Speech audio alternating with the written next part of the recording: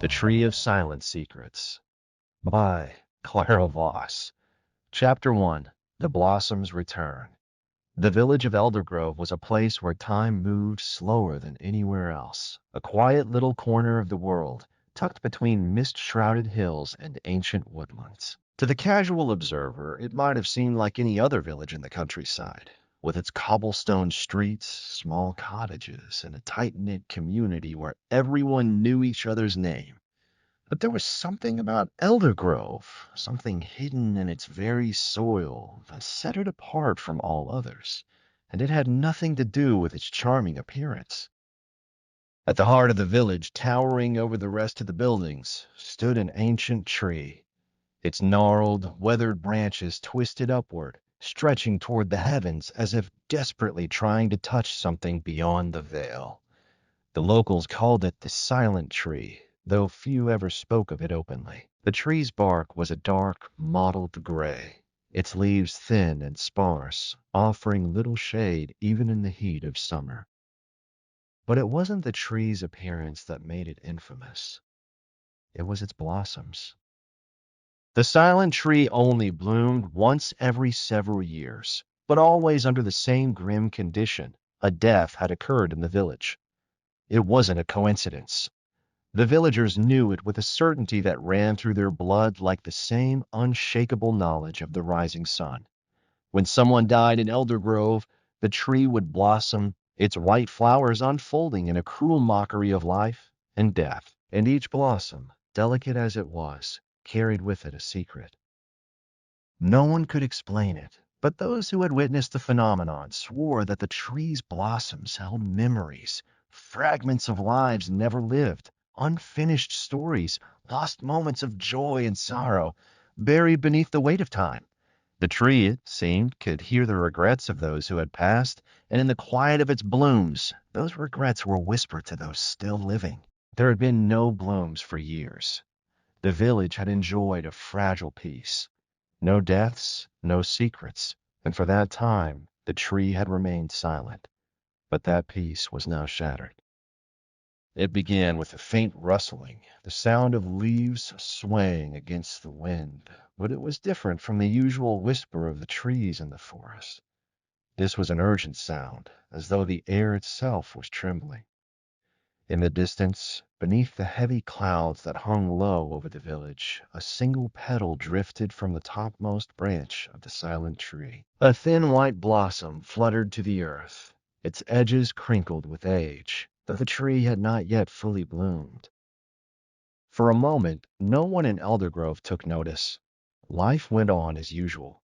The baker opened his shop at dawn, the blacksmith hammered away at his forge, and the children played in the streets, unaware of the quiet turmoil beginning to stir beneath their feet.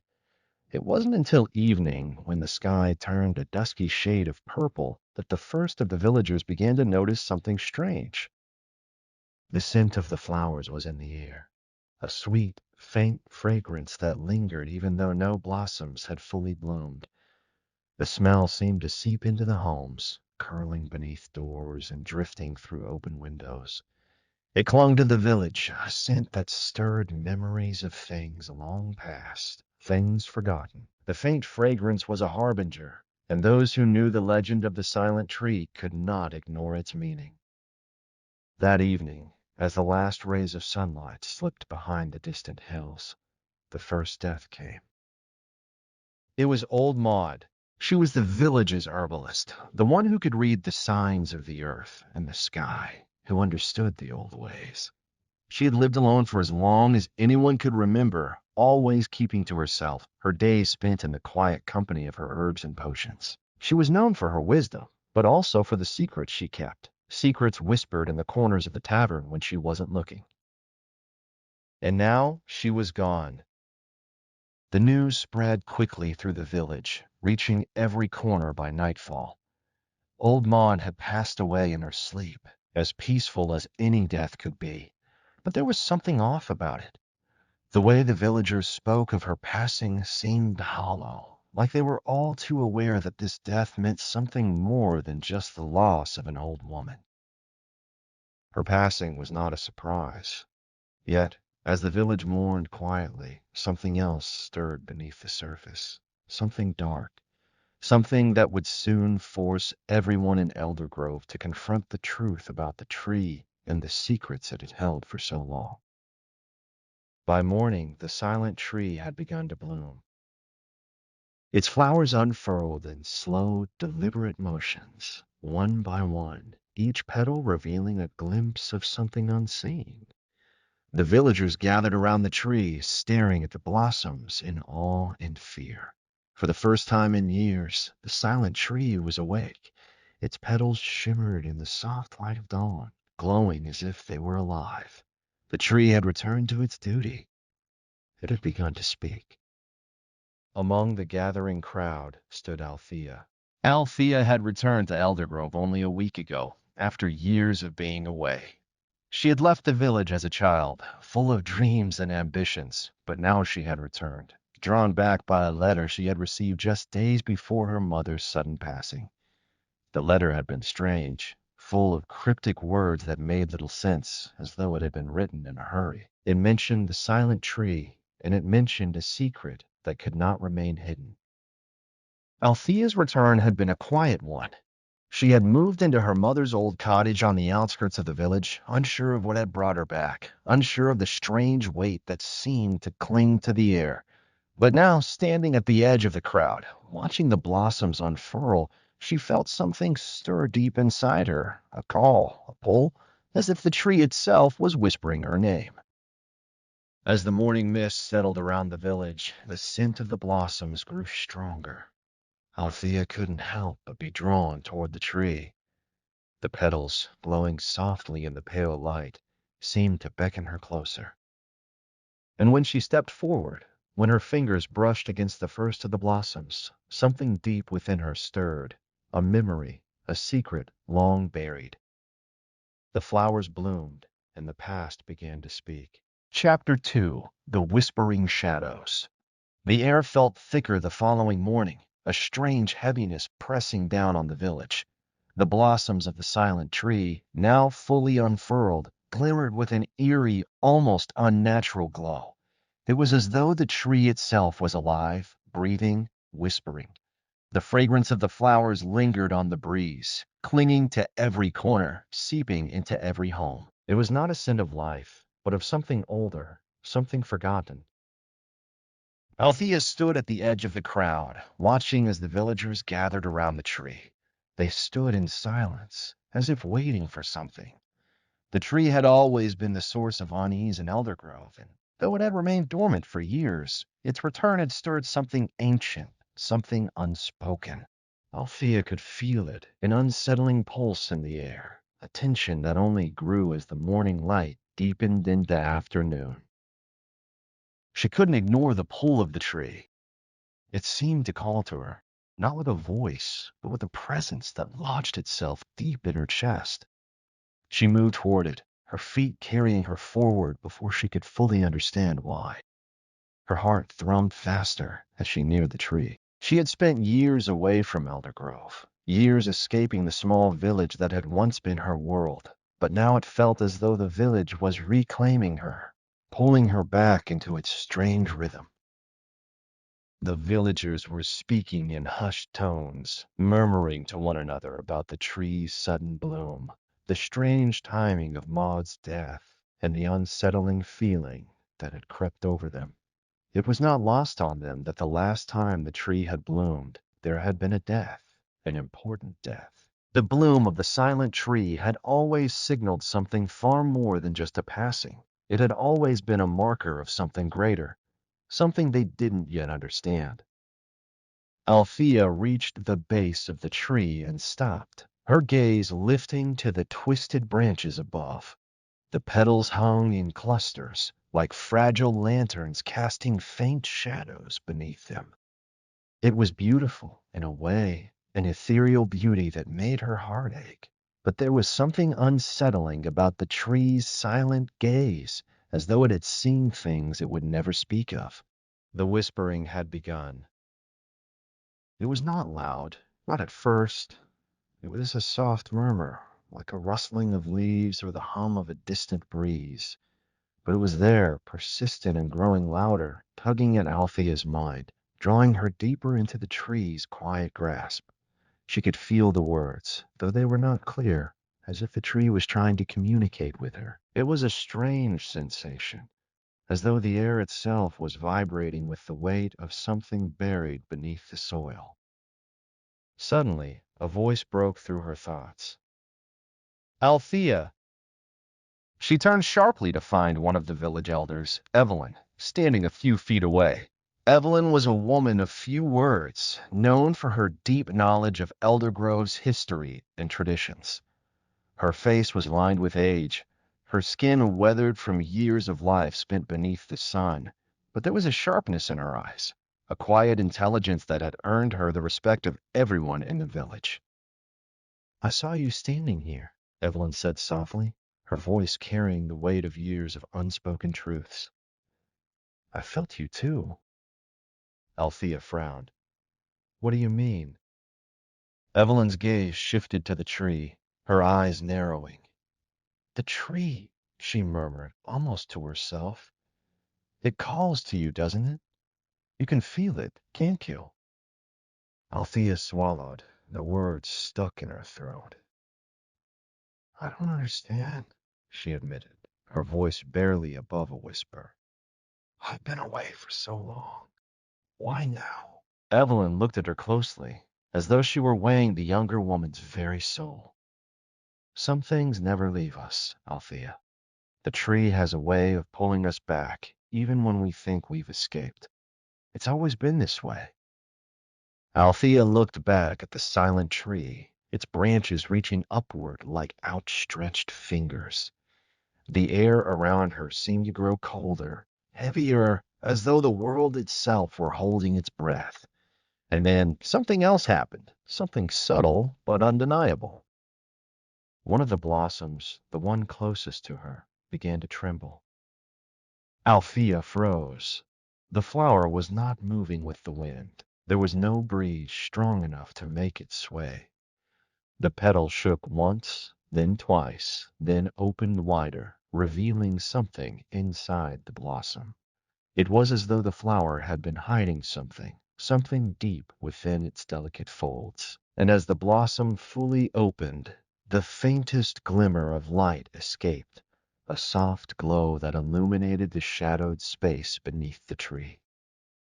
Althea's heart skipped a beat.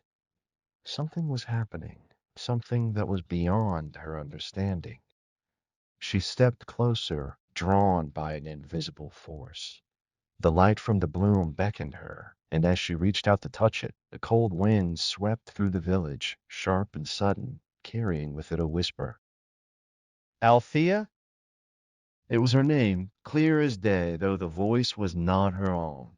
It was a voice from long ago, faint but familiar, a voice that had been silenced, buried beneath the weight of time. The tree, the flowers.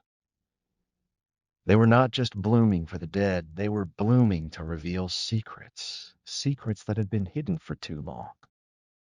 Althea, the voice whispered again, this time louder, clearer, as if it were speaking directly to her.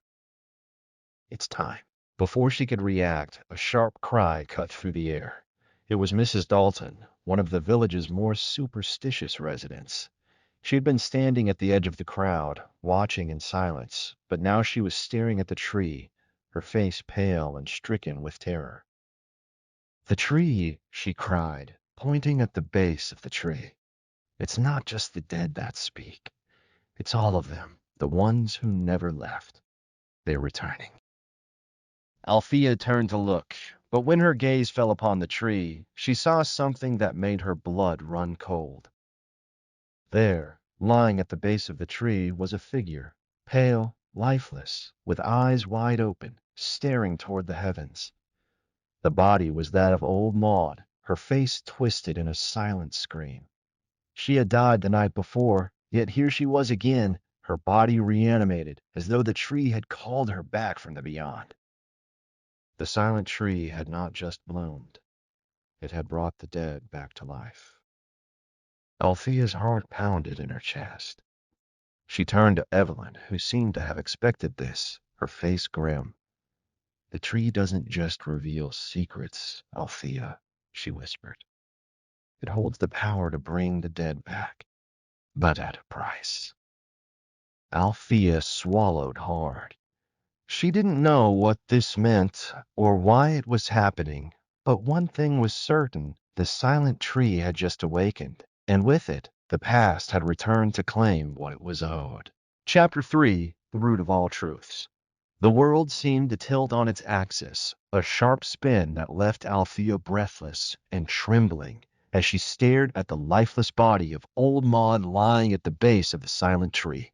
The air had grown cold in a matter of moments, sharp and biting, and the villagers around her stood frozen, caught between fear and disbelief. Some had already backed away, their faces pale, eyes wide with terror. Others were too stunned to move. Althea's eyes locked onto Maud's open gaze. The old woman's eyes, though lifeless, seemed to shimmer with something just beneath the surface, something that hadn't been there when she was alive. A flicker of recognition, maybe? Or perhaps a silent warning. Evelyn was the first to move, her face set in an expression of grim resolve.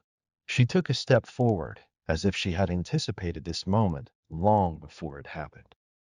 "The tree has awakened," she murmured, her voice heavy with the weight of centuries-old knowledge. "It only blooms when the dead have something left undone. It brings them back, but not as they were." Althea's heart raced. "What does that mean?" she asked, her voice shaky, barely above a whisper. Evelyn turned toward her, her eyes full of sorrow. "It means the tree doesn't just bring the dead back to life. It brings their unfinished business. The secrets they never spoke, the things they couldn't say before they died." Althea's throat tightened. "But Maud, she died last night. How can she be here now?" Evelyn's gaze shifted to the body at the base of the tree, and for a moment she was silent, as though weighing the right words to speak. "Some things, Althea, don't stay dead. Not here. Not in Eldergrove. The tree has always been a place of remembrance, but it has also been a place of reckoning. When the dead return, they come with a purpose." The wind howled through the village, sending a shiver down Althea's spine. The petals of the tree trembled, and she could hear them, whispers. Soft, indistinct, like voices from another time. A chill crawled up her neck, and her pulse quickened. "Do you hear it?" Evelyn asked, her voice barely audible over the wind. "The tree speaks, Althea. It always has. We've just forgotten how to listen." Althea's gaze returned to Maud's body, still cold and lifeless. The village had always spoken of the silent tree with reverence, but now it felt like a curse. She could feel it in the pit of her stomach, a gnawing fear that refused to let go. The tree's blossoms, the way they bloomed only after a death, had always been unsettling, but it had never been like this. Never this active. Althea reached out instinctively, her hand hovering above the ground near Maud's body. The wind whispered again, louder this time, and the petals of the tree trembled once more. It was as though the earth itself were calling to her. Suddenly, she was struck by a memory, a half-forgotten moment from her childhood. She had been standing near the tree, watching as its branches swayed in a storm, when her grandmother had spoken of the old stories. "The tree has roots deeper than anyone knows," her grandmother had said. "It's more than just a tree. It's a keeper of memories, of things best left untouched." The words now echoed in Althea's mind, as if they were meant for her. She pulled her hand back, a faint shiver running through her, as if the air itself had brushed against her skin. "What happened to Maud?" she whispered, more to herself than to Evelyn. "She hasn't come back as she was," Evelyn said softly, her eyes never leaving Maud's body. "She's here because there is something that was left unsaid. Something the tree is trying to reveal. Althea frowned, her mind racing. What kind of secret? Evelyn's voice grew quieter, more urgent. I don't know, but the tree doesn't lie. If it has brought her back, it means that the time has come to reveal the truth.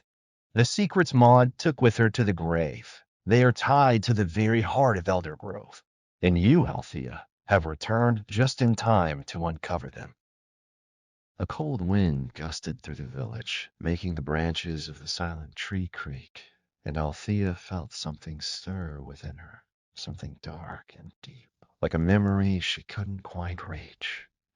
It was as though the tree was pulling her toward it, drawing her closer to a truth that she wasn't sure she was ready to face.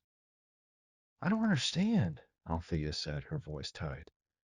What do you mean tied to Eldergrove? Evelyn's gaze shifted back to the body of Maud. There are things in this village, things hidden beneath the surface that the tree knows, things we've all forgotten or tried to forget. But the tree never forgets. It remembers everything, and when the time is right, it makes the dead speak. Althea swallowed, the weight of Evelyn's words pressing heavily on her chest.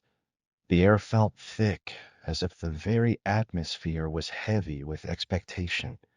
She couldn't deny that there was something otherworldly about the tree, something beyond the realm of ordinary understanding.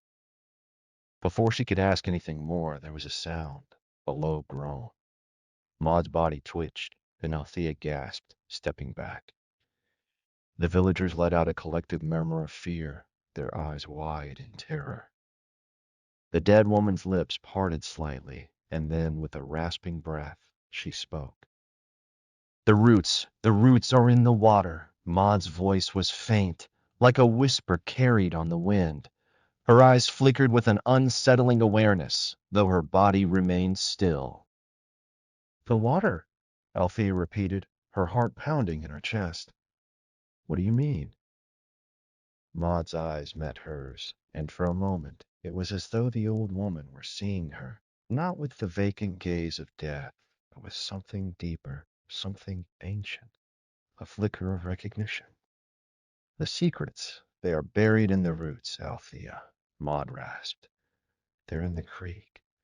The tree, it knows everything. The wind howled again, louder this time, as though the earth itself were in pain.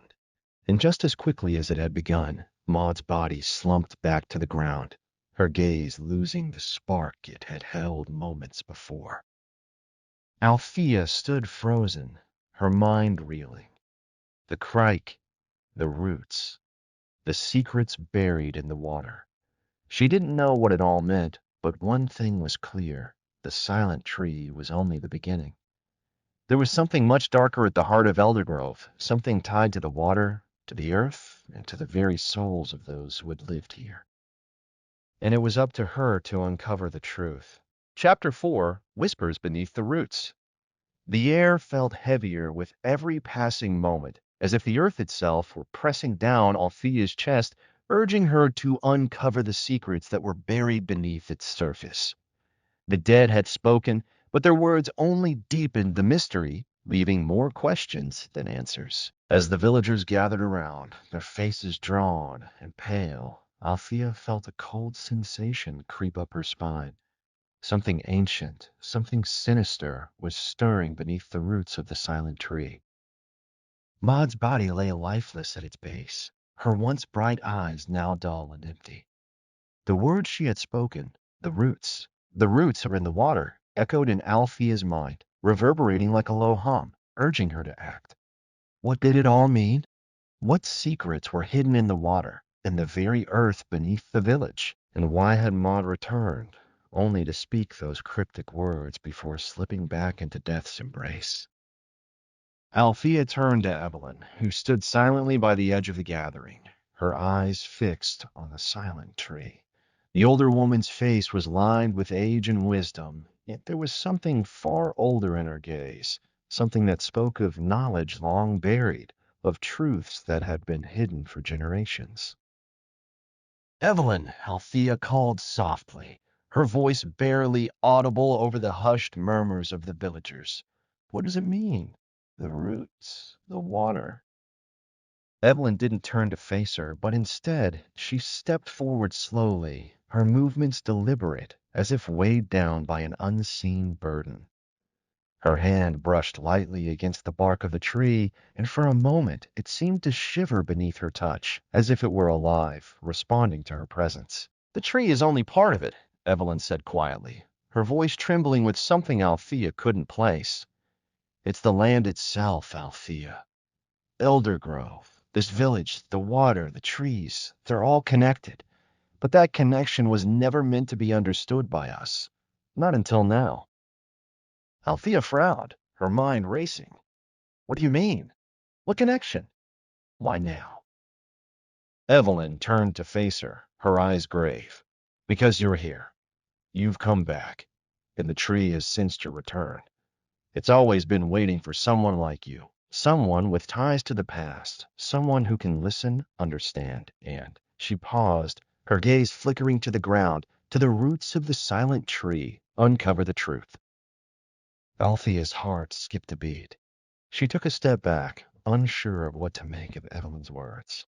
She had never believed in the supernatural, never thought of Eldergrove as anything other than a quiet, sleepy village. But now, standing here, surrounded by the remnants of the dead, the words of Maud still fresh in her ears, she was beginning to wonder if the world she knew had always been more mysterious than she could comprehend. What truth? She asked, her voice small, hesitant. The truth about the curse, Evelyn whispered. The curse that has kept Eldergrove bound to the silent tree for centuries. The curse that keeps the dead from finding peace. Althea's breath caught in her throat. The curse. What curse? Evelyn hesitated, as though debating whether she should speak. Finally, she looked Althea in the eye, her gaze heavy with something like regret. It said that the silent tree grew from the first death in this village. From the very moment Eldergrove was founded, the land had a hunger for the dead, and the tree was its anchor, its way of keeping the past alive. Every death after that, it fed the tree, and the tree grew stronger, its roots digging deeper into the earth, into the water, and every time it bloomed, it called the spirits back. Althea's mind reeled. So, the tree, it feeds on death, and when it blooms, it calls the dead, Evelyn finished. But it doesn't just call any dead. It calls those with unfinished business, with secrets they couldn't take with them when they died. The tree doesn't let them rest. It forces them to speak, to reveal what they knew, what they saw, what they did. Althea felt her stomach churn. This wasn't just some quaint village legend. This was real, too real. Maud's return, Evelyn continued, wasn't a random occurrence. She's come back because her death, her life, was tangled in the tree's roots, and now it's time for her to reveal what she knows. Althea's eyes drifted back to the silent tree. The petals had stopped trembling, and the wind had died down. Everything felt eerily still, but the sense of dread lingered in the air, thick and suffocating. The tree wasn't just a witness to the village's past. It was a part of it, tied to the land in a way that defied reason. What did Maud know? Althea asked, her voice barely above a whisper. Evelyn closed her eyes, as if steeling herself. I don't know, but I suspect the answer lies in the water. The water? Althea repeated, her mind struggling to keep up. What does the water have to do with anything? The creek, Evelyn said slowly, her voice low. The creek that runs beneath the silent tree. It's not just water, Althea. It's a conduit, a channel for the energy that flows through this land. The tree's roots tap into it, and through the water, the tree is able to reach into the past. It's not just a way for the dead to speak, it's a way for them to be heard. Althea stared at Evelyn, unable to fully grasp the enormity of what she was saying. So, what do I do? How do I uncover the truth? You need to go to the creek, Evelyn said, her eyes filled with quiet urgency. You need to follow the water. Let it guide you to what's hidden beneath. Althea felt a cold shiver run down her spine. She had no idea what she was about to find, but she knew one thing for certain. The truth was buried somewhere beneath the roots of the silent tree, and the water would be the key to unlocking it. With a heavy heart, Althea turned away from Evelyn and walked toward the edge of the village. The creek was just beyond the trees, its slow-moving current whispering secrets that only the brave or the foolish would dare to uncover. And with each step, Althea could feel the weight of the past pressing closer, its shadows reaching out to claim her. Chapter 5: Beneath the Water's Surface. The night had settled over Eldergrove like a suffocating blanket, its oppressive weight pressing down on every inch of the village. The moon hung low in the sky, casting a pale glow over the land, but the darkness between the trees seemed to stretch further than it had before. Althea walked briskly, her footsteps muffled by the damp earth beneath her boots, her mind churning with everything Evelyn had revealed. The creek was just ahead. She could hear its soft murmur in the distance, the sound like a whispering breath, inviting her closer. But Althea was no longer sure she wanted to listen. Her hands trembled slightly as she pushed aside a cluster of branches, stepping into the clearing where the creek ran like a silent ribbon through the woods. The air here was thick, heavy with moisture, and the scent of wet leaves and damp stone clung to her skin. For a moment, she simply stood there, gazing at the dark water flowing sluggishly through the narrow channel, its surface reflecting the moonlight in fragmented, ghostly patterns. She had been told to follow the water, to let it guide her, but to what? What was hidden beneath its calm exterior? What did it hold, buried in its depths, waiting to be unearthed? The creek had always been a peaceful thing in her memories, a place of solace when she was a child. Back then, the water had sparkled under the sun. The sound of it flowing had soothed her whenever she needed a break from the chaos of village life. But now, in the stillness of the night, it felt different. It felt like something had shifted, something ancient and unsettling stirring beneath its surface. Althea bent down, her fingers brushing the cool stones that lined the creek bed, her eyes scanning the water for any sign of movement. For a moment, she thought she saw something just beneath the surface, a ripple, a shadow that darted away as quickly as it appeared. She leaned closer, her breath catching in her throat, but there was nothing. The water remained still. Ma's words, Althea murmured, her voice swallowed by the night. The roots, the roots are in the water. She remembered the way Maud had spoken those words with such finality, as if they were a warning, a last desperate plea before her life was snuffed out for good. Althea's eyes traced the water's path, following it upstream, where the creek bent around a sharp curve. She could feel it, the pull of something unseen beckoning her to move forward. Her heart was pounding now, a drumbeat in the silence, urging her to act before the fear of what lay ahead consumed her. Taking a deep breath, she stepped forward, her boots crunching softly against the ground as she moved closer to the creek's edge. The water flowed with a soft murmur, like an invitation.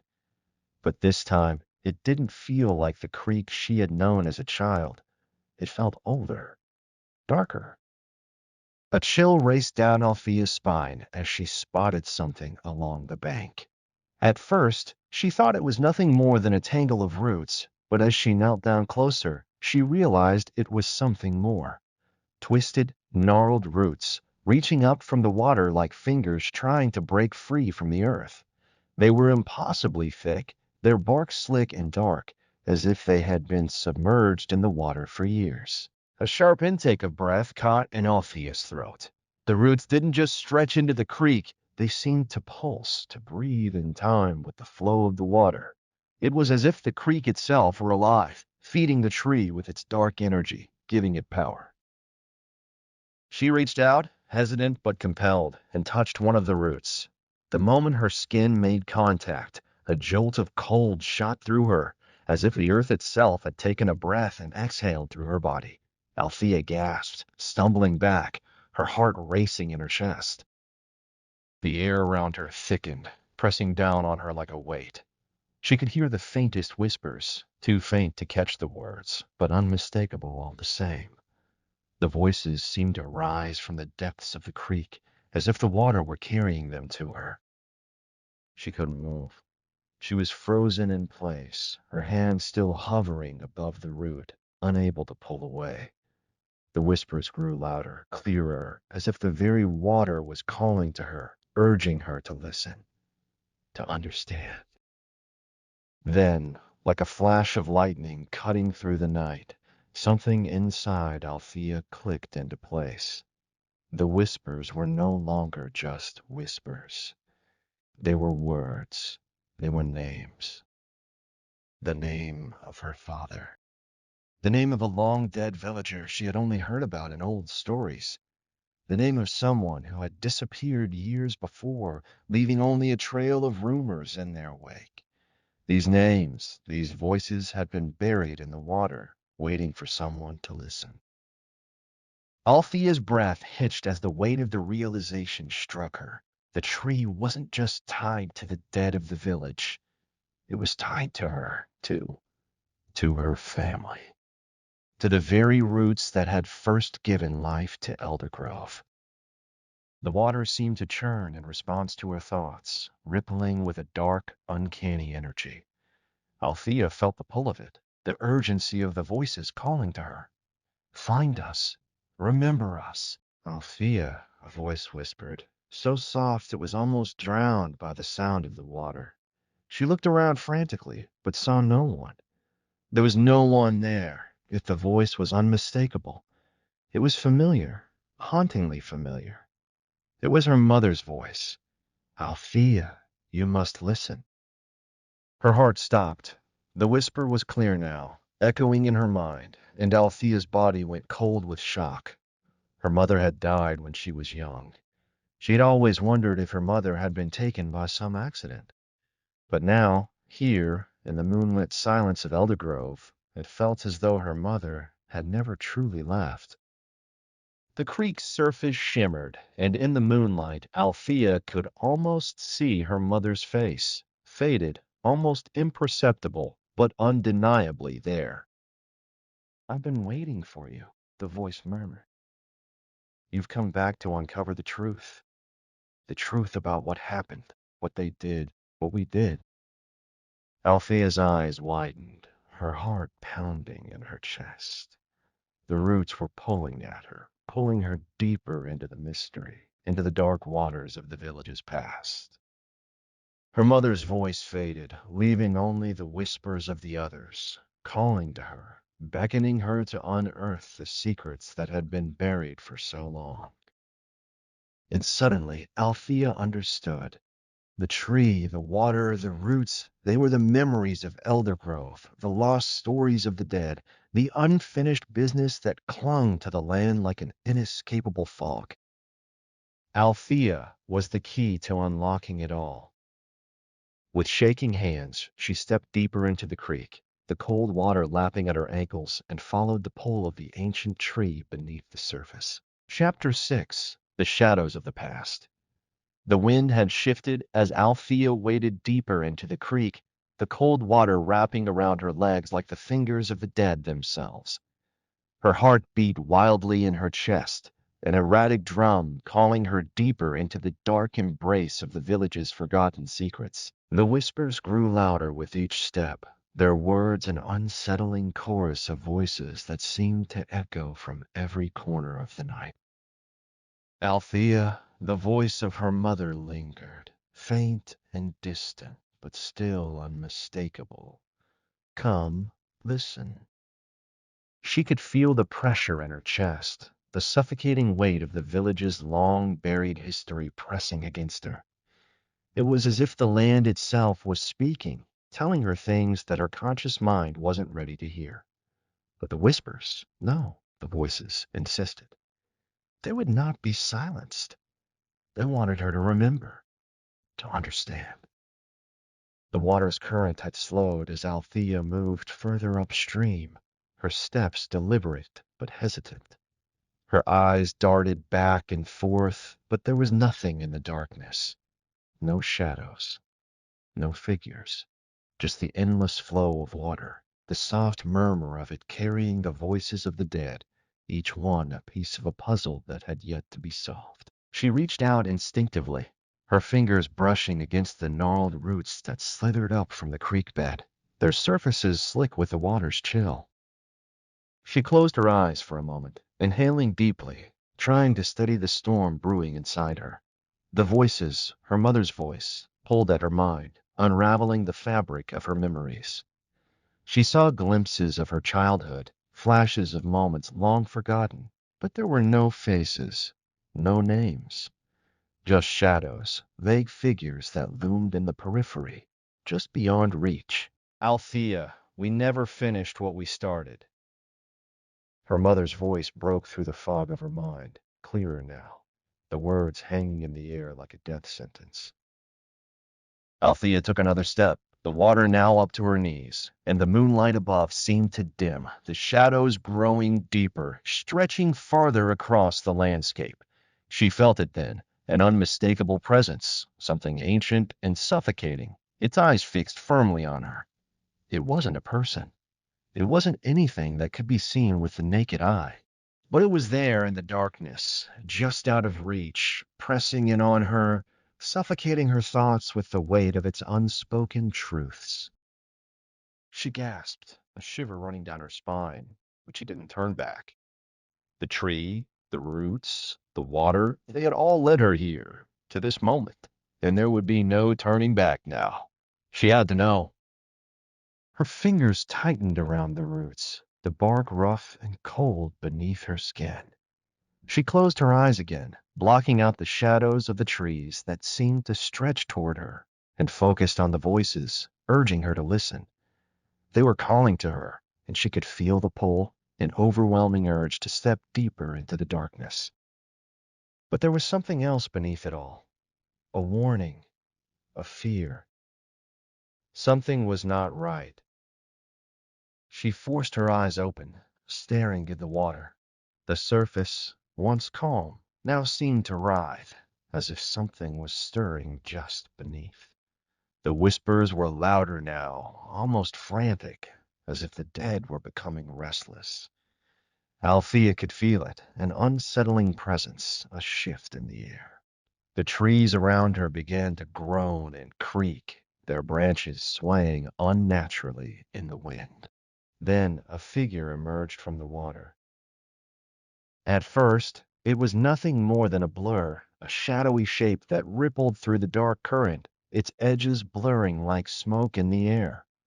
Althea's breath caught in her throat, her heart lurching in her chest as she took a step back, her eyes wide with terror.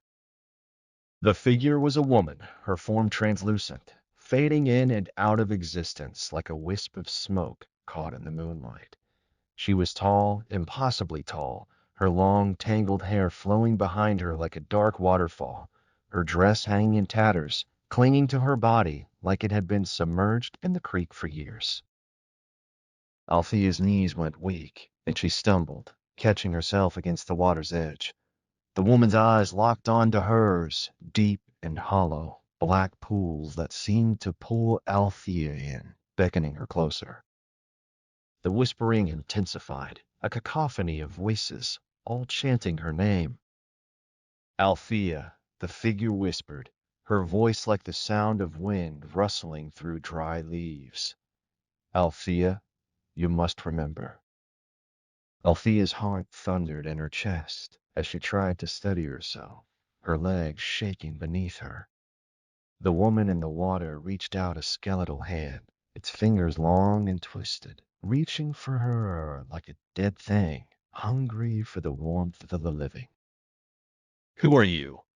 Althea croaked, her voice barely a whisper as her fear clawed at her throat. What do you want from me? The woman's mouth moved, but no sound came forth. Instead, a memory flashed before Althea's eyes, a memory she had long forgotten, buried deep within the recesses of her mind. Her mother, a figure standing by the tree that had always been in the center of Eldergrove, its gnarled branches reaching to the sky like outstretched arms.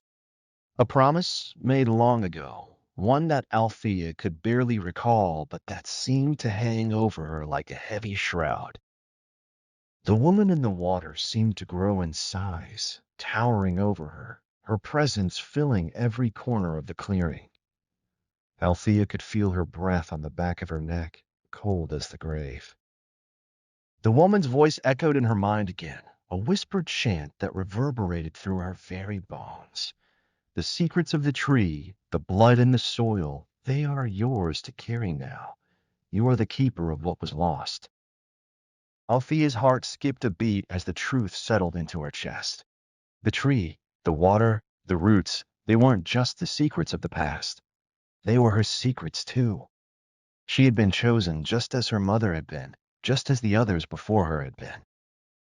The woman in the water was fading now, her form dissolving into mist, but her eyes remained locked onto Althea's, a silent plea buried deep within their depths. You must finish what was started, the woman's voice whispered one last time. You must free us. And with that, she was gone, vanishing back into the creek, leaving only ripples in her wake. Althea stood there, trembling, her mind reeling with the weight of what she had just witnessed. The secrets of Eldergrove were no longer a mystery. They were her burden to bear. But the true question remained, could she face what was coming next? Could she uncover the truth and set the dead to rest, or would the tree's silent secrets continue to haunt the village forever? Chapter 7. The Weight of Silence. The creek was quiet now. The disturbing, spectral presence that had haunted Althea just moments ago had vanished, leaving her alone in the cold, shifting water. She stood there, frozen, the coldness seeping into her bones, her mind reeling with the weight of the woman's cryptic words. You must free us. The moon, now hidden behind a cloud, cast the clearing in an eerie twilight glow, making everything seem unreal, as though time itself had slowed. Althea's fingers tightened around the roots of the tree, her pulse hammering in her throat. She had always known that the tree was central to Eldergrove's mysteries, but she hadn't understood the depth of its power until now. The woman in the water, the ancient spirit, had confirmed it. Althea was part of the cycle, part of the story that had never truly ended. Her blood, her connection to this place, was tied to the secrets of the dead. Althea took a hesitant step back, her feet sinking deeper into the muddy creek bed. The sound of the water lapping at her legs seemed louder now, a quiet but insistent reminder of the unseen forces pulling her toward a truth she wasn't yet ready to face. She turned her head, glancing back toward the village, its silhouette dark against the dimming sky. The lights in the windows were dim, the streets empty, as though the village was holding its breath, waiting for something, waiting for her. Althea, a voice broke through the stillness, and she spun around, heart leaping in her chest. It was Eamon. Her first instinct was to run, to flee from the weight of the past, from the pain of memories that threatened to drown her. But she couldn't. Not this time. Not when she had come so far. His face was pale, his expression etched with worry as he moved toward her, his boots making soft splashes in the creek. I saw the light in your window, he said, his voice quiet but urgent. I had to come. I knew something was wrong. Althea swallowed, her throat dry. She couldn't hide from him anymore, not after everything. She met his eyes, those eyes that had once seen her as a child, as someone untarnished by the horrors of the world. But now she was different. They both were. I saw something, she whispered, shaking her head as if to rid herself of the specter that still lingered in her thoughts. I saw her, a woman. She was in the water. She told me. Eamon's face tightened with concern, but he didn't interrupt her. He stepped closer, now just a few feet away, his eyes dark and full of questions. Althea, he said softly, you need to leave. This place, it's cursed. The tree, everything about it. It's a trap. She met his gaze, the weight of his words sinking in. What do you mean? What do you know about the tree, Eamon? About the curse? Eamon's eyes flickered toward the tree, a shadow crossing his face. He glanced at the water, then back at Althea, his expression hardening. I've never told you everything. No one has, because we thought you didn't need to know. But you're right to be asking. The tree, it's not just a tree, it's a doorway. And every time someone dies in this village, it blooms. And every time it blooms, it calls to the souls who never found peace. It's been like this for generations. Althea's heart raced as the weight of his words pressed against her chest. The realization was dawning. The pieces were falling into place. The connections too dark to ignore. Why haven't you told me? She asked, her voice shaking. Because you wouldn't have believed me, Eamon replied, his tone heavy with regret. And because your mother, your family, they made sure you didn't know. The tree, it calls to the living, but it's not a salvation. It's a prison. A cycle of suffering and death that goes on and on. The tree doesn't set anyone free, it traps them. It binds their souls to the earth, to the roots, to the endless sorrow of the dead. Althea stumbled backward, her mind racing. Her mother, her family. She had always wondered why they had left so suddenly when she was young, why they had moved away from Eldergrove without a word. And now, standing on the banks of the creek, it all made sense. They hadn't left by choice.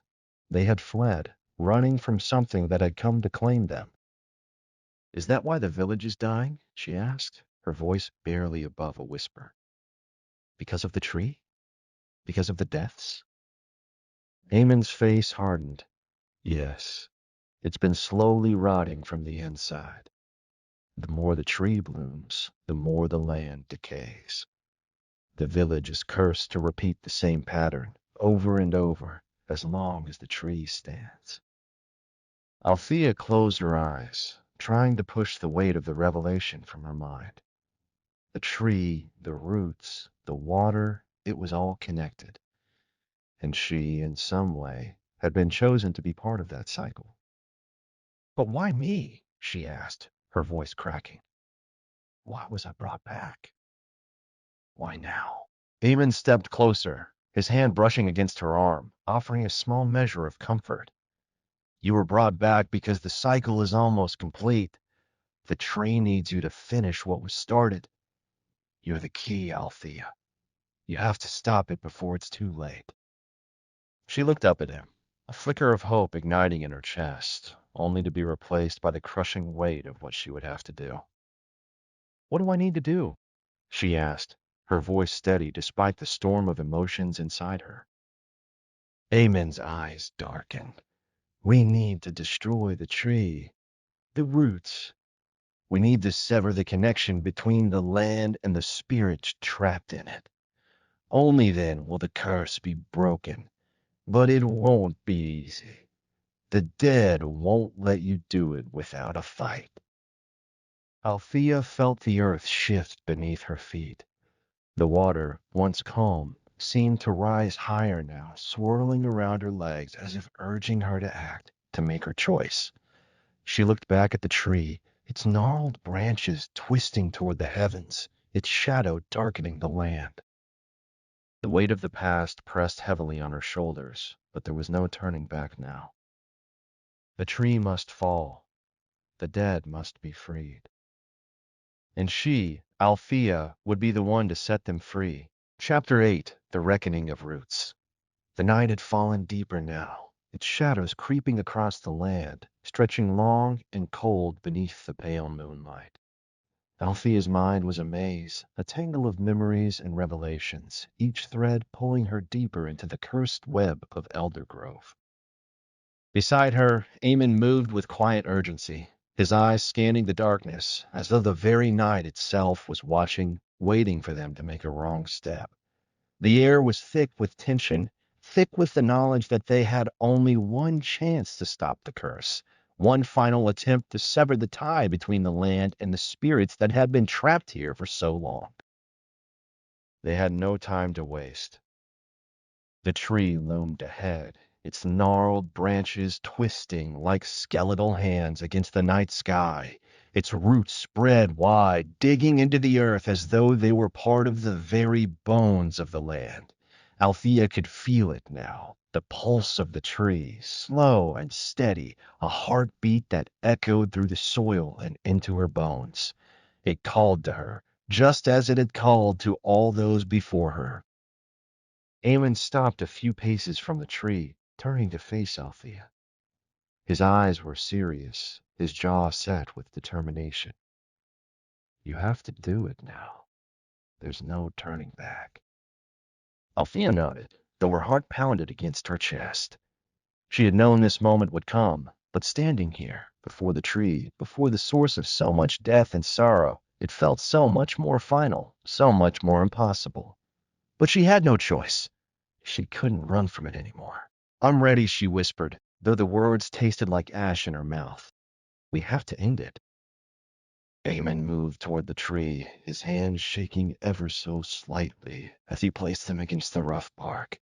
We have to sever the root at the base of the trunk, he explained, his voice low. That's the heart of it. Once we do that, the rest of the tree will die. Althea stepped forward, her eyes fixed on the twisted roots that snaked out from beneath the earth, their surface cracked and jagged. She could feel the weight of the past pressing down on her, could almost hear the whispers of the spirits that were trapped within the tree. The silence around her seemed to hum with their presence, their longing for release, their endless suffering. She reached down, her fingers brushing the earth. It was cold, colder than she remembered. The roots shifted slightly beneath her touch, as though they were aware of her, as though they were reacting to the presence of the one who had been chosen. Althea, Eamon's voice was sharp, and she turned to find him looking at her with concern. You have to do it now. The tree's waking up. The ground beneath her feet trembled, and Althea looked up to see the tree's branches swaying despite the stillness of the air. It was alive, not just in the physical sense, but in the most primal way. It could feel them, feel their intention to destroy it. And it would fight back. Without another word, Althea dropped to her knees beside the tree, her hands digging into the cold soil. She could hear the whispers again, louder now, a cacophony of voices rising from the roots. They sounded like the wind at first, distant and formless, but soon she could make out words, names. Those who had died, those whose souls were trapped in this cursed place. They were calling to her, begging her to release them, to free them from the endless prison of the tree. Althea closed her eyes, shutting out the whispers, focusing on the task at hand. She took a deep breath and grabbed hold of the largest root she could find. It was thick, gnarled, and twisted, its surface rough beneath her fingers. She could feel its pulse beneath her skin, a rhythmic thrum that seemed to resonate deep within her own chest. With a steadying breath, Althea closed her eyes and twisted the root from the earth, pulling with every ounce of strength she had left. The ground shook again, and the tree's branches creaked, as though they were trying to pull her in, to stop her from severing its hold. But Althea was determined. She wouldn't stop now. She pulled harder, her muscles straining as the root gave way. the earth beneath her feet shifting and cracking with the force of her effort. The root finally tore free, its end still embedded in the soil, but the rest of it was now in her hands. The moment the roots separated from the tree, a low, mournful wail filled the air, a sound so deep and sorrowful it seemed to come from the very heart of the earth. The tree's branches trembled, and the air around them grew thick, oppressive, as though the tree was preparing to lash out. The whispers of the trapped spirits grew louder, more frantic. Althea could feel them all, their anger, their fear, their desperation. They wanted freedom, and she was their only hope.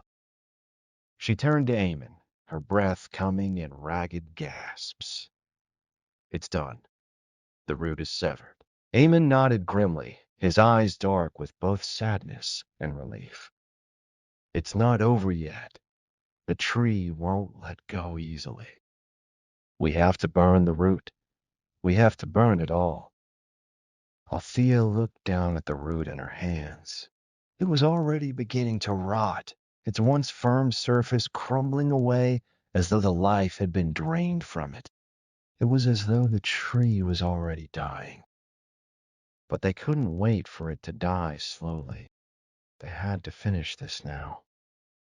Eamon pulled a match from his pocket and struck it against the rough bark of the tree. The small flame flared to life, and he leaned down to set the fire to the root. The moment the flame touched the root, it crackled and hissed, sending a plume of smoke into the air. The tree shuddered violently, its branches reaching toward the heavens as though in agony. The ground trembled beneath Althea's feet, and the air grew thick with an oppressive heat. For a moment, the world seemed to hold its breath. Then, the tree's cries grew louder, its branches snapping and cracking as the fire spread, consuming the root. The whispers of the dead rose in a final, anguished wail, and Althea clamped her hands over her ears, trying to block out the noise. The fire roared as it burned through the tree's roots, consuming them one by one, until nothing was left but the remnants of the tree's charred remains. The smoke curled into the sky, dissipating into the night air, leaving the clearing eerily quiet. It was over. The curse was broken. Althea collapsed to her knees, her breath coming in ragged gasps as she watched the last of the smoke fade into the night. Eamon knelt beside her, his hand resting on her shoulder. "You did it," he whispered, his voice hoarse with emotion. But Althea didn't hear him. She was lost in the silence of the night, in the stillness that followed the destruction of the tree. The spirits were gone, their whispers fading into the void. And for the first time in a long time, Althea felt the weight of the past lift from her shoulders. The tree of silent secrets was no more. Chapter 9. The Dawn After the Fall. The night that followed felt like a strange, heavy dream, one where the weight of the past lifted and yet lingered, suspended in the still air. Althea stood at the edge of the clearing, watching the charred remains of the tree, its once proud form now reduced to twisted, blackened limbs. The air smelled of smoke and burnt wood, but underneath there was a hint of something sweeter, something purer, as though the land was taking its first breath in centuries. The spirits had gone. The cursed whispers had faded into silence. It was over. Elmo stood beside her, his gaze fixed on the dying embers, the glow reflecting in his eyes like the final flicker of a long-held secret. The weight of their actions, the enormity of what they had just done, settled in the quiet between them. But there was no room for regret, no time for reflection. Not yet. "Do you feel it?" Althea asked, her voice soft, almost a whisper against the stillness. Eamon didn't answer immediately. He looked over at her, his face shadowed by the moonlight. There was something in his eyes, something that had changed, though Althea couldn't quite place it. He nodded. "I do." Althea turned back to the remains of the tree, feeling an unspoken weight in her chest. It was a relief, yes, but there was also a strange emptiness, a void that was hard to ignore. For all the suffering the tree had caused, it had also been a part of the village's soul, a dark, twisted part, but a part nonetheless. And now it was gone. The land, too, seemed to mourn. The once pristine sky was now streaked with the pale gray of dawn's early light. The air was crisp, and the chill of night had begun to wane. But there was still an undercurrent of tension, as though nature itself was unsure how to move forward, how to heal from the damage done.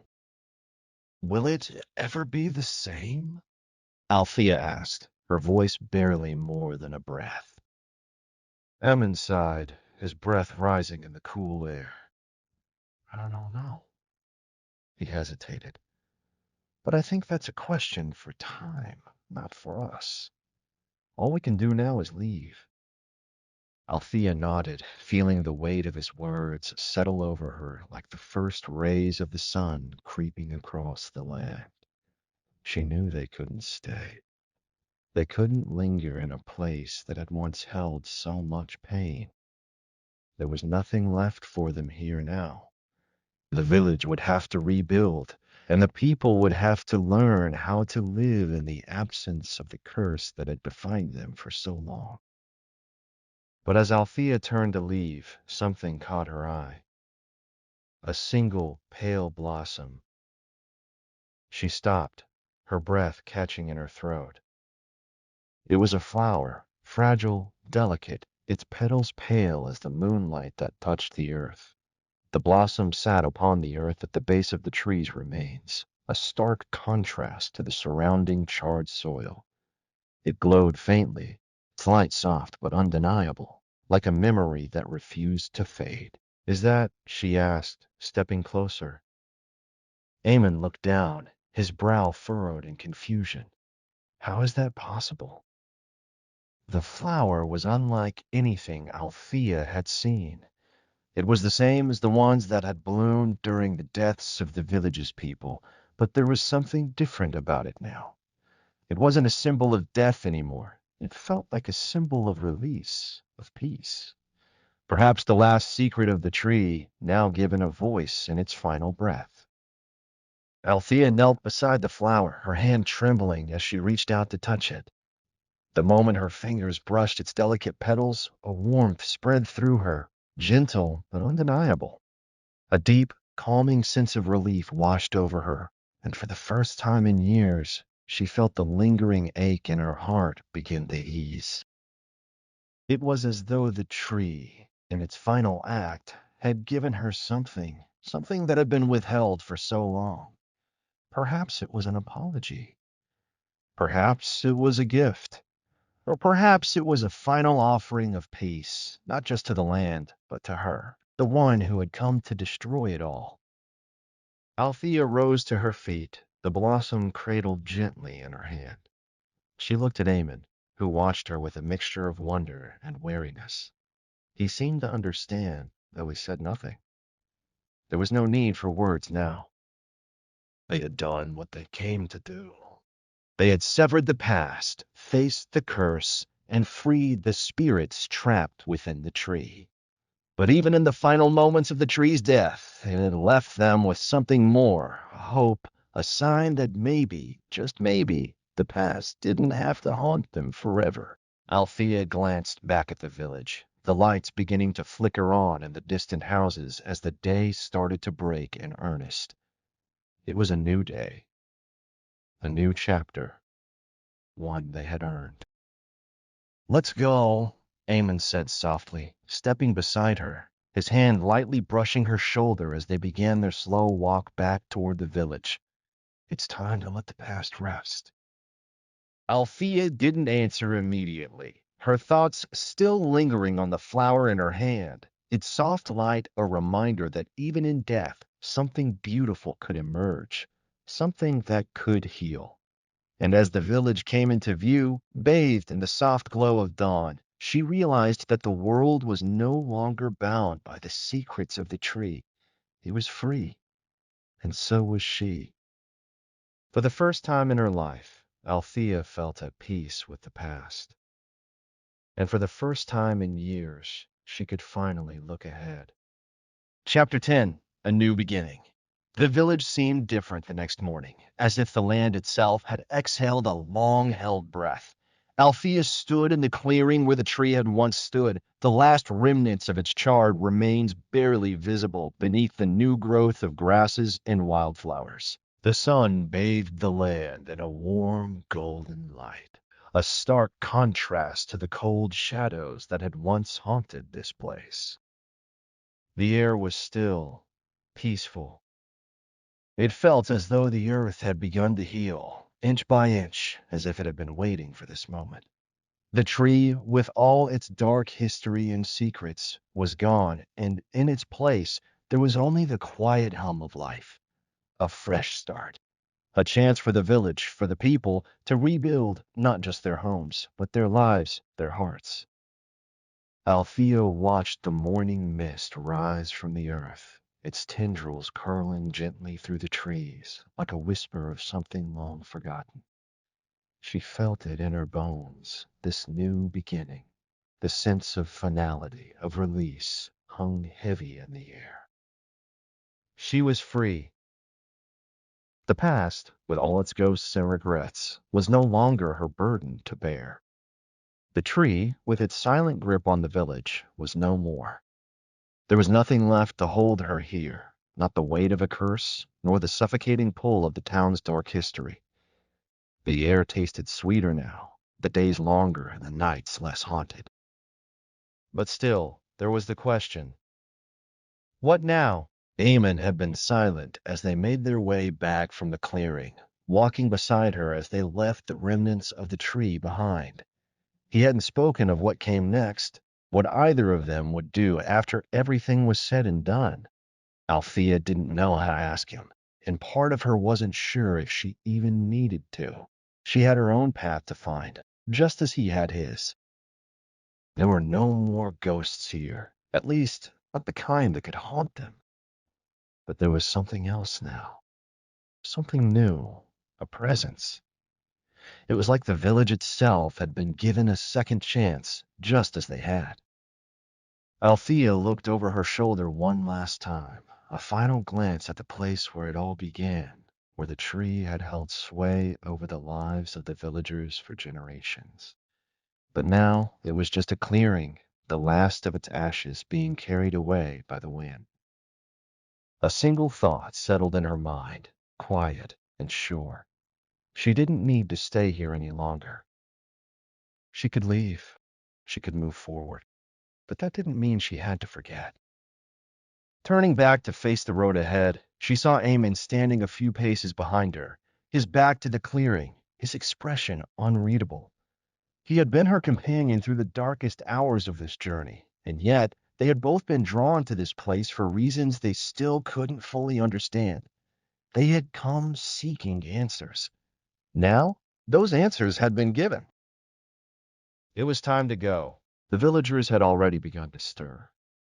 They were rebuilding, their laughter now mingling with the chirps of birds and the gentle rustling of leaves.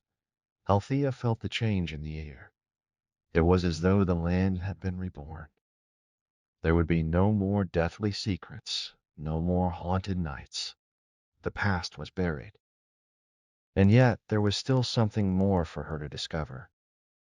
Eamon took a step toward her, his presence steady and calm, as though he had found the same peace that she had. His gaze met hers, and for a moment there was an understanding between them, one that needed no words. "We're free," he said softly, almost to himself. Althea nodded, her throat tight with emotions she couldn't quite name. "Yes, we are." For the first time in years, she felt the weight lift from her shoulders. There was no curse to carry, no mysteries to unravel. What had been lost was now gone, and the future stretched out before her like an uncharted path. "Where do you go from here?" Eamon asked. his voice low but sincere. She turned to face him, the finality of their shared journey settling in her bones. I don't know yet, she admitted, but I think it's time I find out. And with that, she took a step forward. The village behind her would never forget the darkness of the past, but they would also remember the strength it had taken to face it, to overcome it, and to let it go. The tree, with its silent secrets, would no longer be a part of their lives. They had moved beyond it, and so had Althea. Eamon watched her for a moment longer before nodding. Then I'll follow you.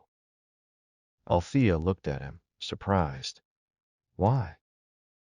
He smiled, a quiet, unspoken understanding passing between them. Because we're not done yet, are we? She smiled, the weight of years finally lifting from her chest. No, I don't think we are.